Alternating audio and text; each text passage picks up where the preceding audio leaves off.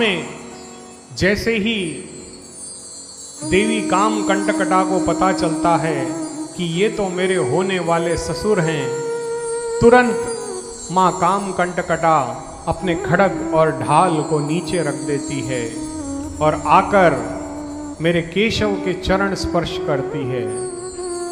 तब मेरे भगवान, मेरे गोविंद ने उसे आशीर्वाद दिया और साथ ही ये आशीर्वाद दिया कि तुम ऐसे पुत्र को जन्म दोगी जो त्रिलोकी में तुम्हारा नाम प्रसिद्ध करेगा।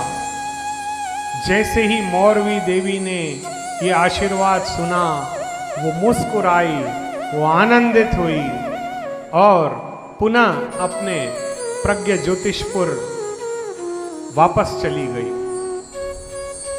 अब मेरे केशव वहां से प्रस्थान करके सीधा द्वारका जाते हैं और द्वारका से पुनः वो इंद्रप्रस्थ आते हैं।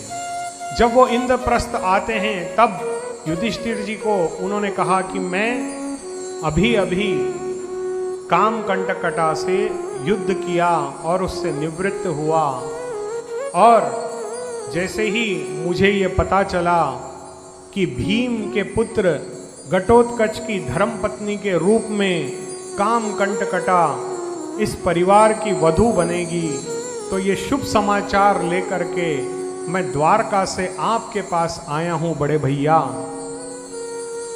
मैं सिर्फ इंतजार कर रहा था कि कब घटोत्कच आपके पास आएगा।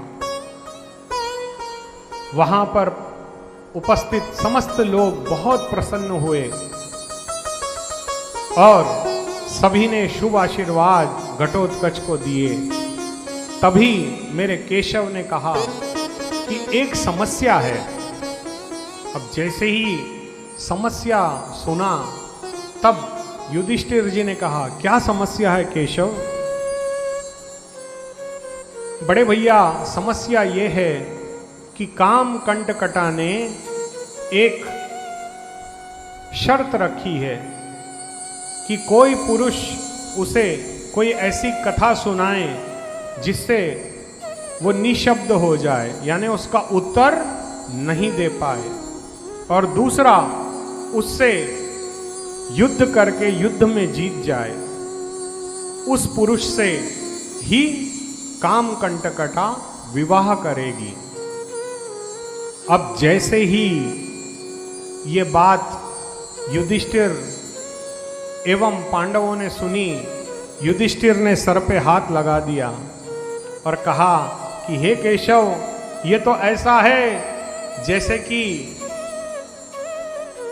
विष पी जाए कोई, क्योंकि बेचारा घटोत्कच बलवान तो है परंतु बुद्धि के मामले में ये बहुत भोला है, ये बहुत सीधा है, इसकी बुद्धि उतनी तीव्र नहीं है केशव।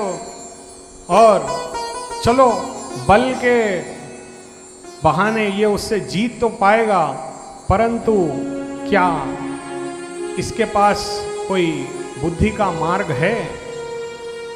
तब भीमसेन मुस्कुराए और कहा कि हे बड़े भैया, आप क्यों चिंता करते हो?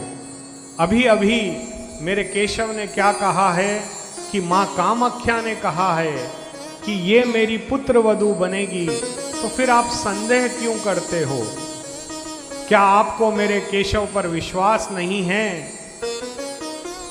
तब अर्जुन ने कहा कि जब एक बार केशव कोई बात कह दें तो वो कभी झूठी नहीं होती, और जब केशव को खुद माँ कामाख्या ने कहा है कि ये आपकी पुत्र वधू बनेगी, तो हे बड़े भैया, इसमें संदेह की कोई बात ही नहीं रहती। आप निश्चिंत रहिए, मेरे केशव इसका कुछ न कुछ मार्ग अवश्य निकाल देंगे। होता है